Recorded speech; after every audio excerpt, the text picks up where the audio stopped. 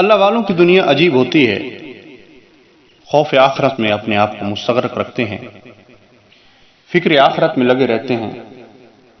ایک اور بزرگ ہیں عبداللہ بن مرزوق، پہلے بڑے آزاد منچ لاہ و لعب میں شراب کباب میں مشغول رہتے۔ ایک بار وہ امیر المؤمنین مہدی کے ساتھ تھے اور گانے بجانے کے ساتھ خوب شراب پی لی، نشے میں مست پڑے رہے، یہاں تک کہ ظہر و عصر مغرب کی نمازیں فوت ہو گئی۔ ان کی باندی ان کو ہر نماز پہ بیدار کرتی تھی مگر وہ اٹھتے ہی نہیں تھے۔ جب عشاء کا وقت ہوا وہ اٹھے اور پوچھا کیا ہوا؟ باندی نے کہا یہ دنیا کی آگ ہے، آپ آخرت کی آگ کو کیسے برداشت کریں گے؟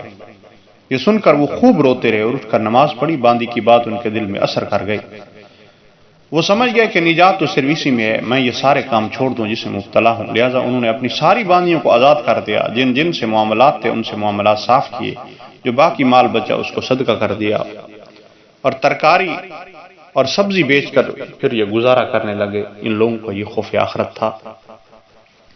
مومن کو اللہ سے ملاقات کا پکا یقین ہونا چاہیے کہ اللہ رب العزت سے ملاقات ہے، کافر اسے پسو پیش کرتا ہے، وہ بھاگتا ہے۔ مومن تو یوں سمجھے کہ وہ آخرت کے مناظر کا دنیا ہی میں مشاہدہ کر رہا ہے، قرآن پڑھ کے دیکھ لے۔ ایک صحابی عمیر بن الحمام رضی اللہ تعالیٰ عنہ کا واقعہ ہے، جب رسول اللہ نے جنگ بدر میں مشرکین کو قریب ہوتا دیکھا تو فرمایا اس جنت کی طرف لپکو جس کی چوڑائی زمین و آسمان کے برابر ہے۔ حضرت عمیر نے کہا بخ بخ یعنی واہ واہ۔ آپ نے پوچھا تم نے واہ واہ کیوں کہا؟ تو عرض کرنے لگے میں بھی ان لوگوں میں داخل ہونے کی امید و آرزو رکھتا ہوں جو اس میں جانے والے ہیں۔ آپ نے فرمایا تم بھی ان لوگوں میں سے ہو جاؤ۔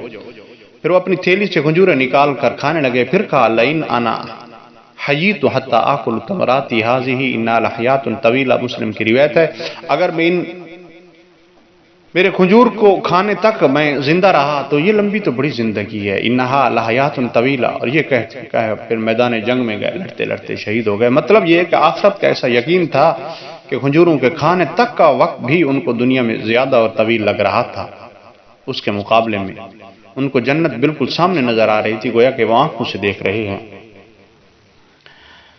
ایک اور بزرگ کا واقعہ سلیمان بن تیمی، بڑے درجے کے محدث بزرگ گزرے ہیں۔ ان کے صاحبزادے معتمر بن سلیمان رحمہ اللہ علیہ کہتے ہیں ہمارے والد کا ایک مکان تھا جس میں رہا کرتے تھے، وہ بوسیدہ ہونے کی وجہ سے گر گیا تو انہوں نے ایک خیمہ گاڑ لیا، مرتے تک اسی میں رہے۔ لوگوں نے ان سے کہا حضرت آپ اس مکان کو کیوں نہیں بنا لیتے؟ فرمایا معاملہ تو اس سے بھی زیادہ قریب ہے کہ موت آ جائے۔ ابو نعیم اصفہانی حلیۃ الاولیاء میں اس کو نقل کر رہے ہیں۔ بھائیو ادھر آنکھ بند ہوتے ہی نظر آ جائے گا کہ جنت ہے یا جہنم ہے، عذابات کا سلسلہ ہے، فرشتے ہیں وغیرہ، تو آنکھ بند ہونے میں کتنی دیر ہے عزیزم، ایک سیکنڈ لگے گا، تو سمجھ لو کہ آخرت بھی اتنی ہی قریب ہے۔ حدیث میں آتا ہے نبی اکرم صلی اللہ علیہ وسلم نے ارشاد فرمایا کہ جب ایک آدمی کے 3 بھائی تھے، ایک بڑا بھائی، ایک درمیانہ، ایک اس سے چھوٹا، جب اس شخص کا انتقال ہوگا تو اس نے بڑے بھائی کو بلایا اور کہا آپ میرے بڑے بھائی ہیں، میری موت کا وقت ہے، میں یہ چاہتا ہوں آپ میرے ساتھ رہیں، میری قبر میں بھی تشریف لائیں اور مجھ سے کبھی جدا نہ ہوں۔ وہ بڑا بھائی کہہ دے گا تو میں تو یہ کام نہیں کر سکتا، البتہ اتنا کر سکتا ہوں جب تیری جان نکل جائے تیرے پاس بیٹھا رہوں، لیکن جو ہی تیری جان نکل جائے پھر میرا اور تیرا کوئی رشتہ نہیں۔ وہ مرنے والا مایوس ہو کر دوسرے بھائی کو بلائے گا اور کہے گا بھائی دیکھو آپ بھی میرے بھائی ہیں، دوستانہ رہا، باہمی پیار محبت رہی، دوسرے کے ساتھ مل کے زندگی گزر کرتے رہے، میری موت کا وقت آ گیا، بہتر ہے میرے ساتھ قبر میں آ جائیں تاکہ وہاں ساتھ رہیں جیسے یہاں ساتھ ہیں۔ وہ کہے گا ایسا تو نہیں ہو سکتا، میں تیرے ہاتھ آ جاؤں اور میں تیرے ساتھ آ جاؤں، ہاں اتنا کر سکتا ہوں کہ جب تک تیری جان میں جان ہے تیرے پاس رہوں، جان نکلے تجھے نہلاؤں گا، دہلاؤں گا اور اس کے بعد تجھ کو اٹھا کے لے جاؤں گا، قبر میں تجھ کو پہنچا کر واپس آ جاؤں گا۔ وہ مایوس ہو کر تیسرے بھائی کو بلا کر کہے میں نے تجھے مارا ہے، پیٹا ہے، تجھ پہ چھوٹا ہونے سے ظلم کیا ہے، لیکن اب میرا بڑا خراب وقت آ گیا ہے، میں مرنے جا رہا ہوں، میرا کوئی سہارا نہیں، اس لیے میں چاہتا ہوں تو میرے ساتھ رہے اور تو قبر میں میرے ساتھ ہو جائے۔ تو تیسرا بھائی کہے گا ہاں جب تک تیری روح موجود ہے، دم موجود ہے، تب تک میں دم میں دم موجود ہے، تب تک میں شریک ہوں، جب قبر میں تجھے دفن کیا جائے گا تو وہاں بھی تیرے ساتھ آ جاؤں گا۔ دفن کے وقت حضرت نبی اکرم صلی اللہ علیہ وسلم نے فرمایا کہ صحابہ نے پوچھا کیا تم کو سمجھ آیا کہ یہ 3 بھائی کون ہیں؟ صحابہ نے کہا اللہ و رسول عالم، اللہ کے حبیب اللہ اور اس کا رسول ہی زیادہ جانتے ہیں۔